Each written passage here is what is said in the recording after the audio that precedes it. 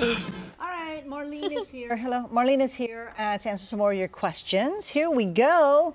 And thanks everybody for sending them in. What is this and how do I take care of it? That is a coleus. People grow them outside in the shade during the summer, and they're grown for their foliage. They do flower, but the foliage is amazing. There's all these different color coordinations. It's beautiful.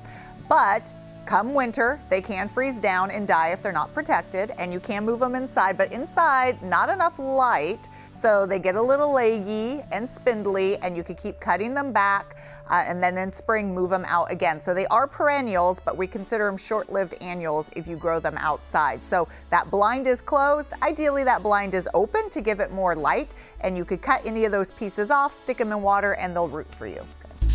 All right, here we go. Oh, 1 second. Sorry. Tina. Why is my fern turning yellow?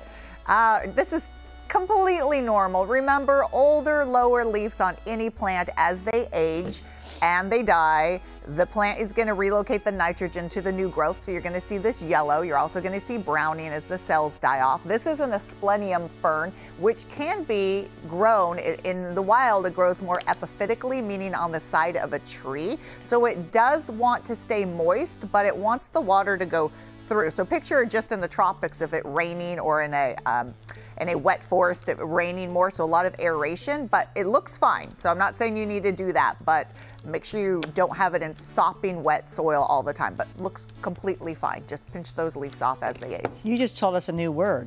You said epiphytically? Epiphytic. Growing on the side of a tree. Yes, and all your orchids that you're growing at home are epiphytes.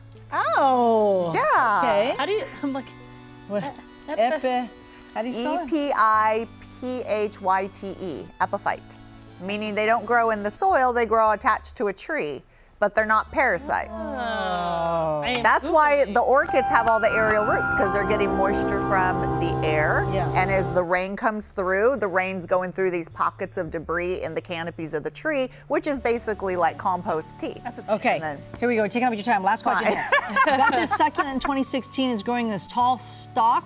What should we do? Leave it. That is a desert spoon, is the common name. The genus is, I can never pronounce it, Dacilarion. And it is, yeah, it's a succulent, and that is its flower spike, so let it go. They're dioecious, meaning you have a male plant or a female plant, and the plant will continue to grow, unlike agaves where the mom plant dies after it flowers. Leave this one alone. like we need a vocabulary test after this. Flashback to college days with those big words. Dioecious, male or female, on two separate plants.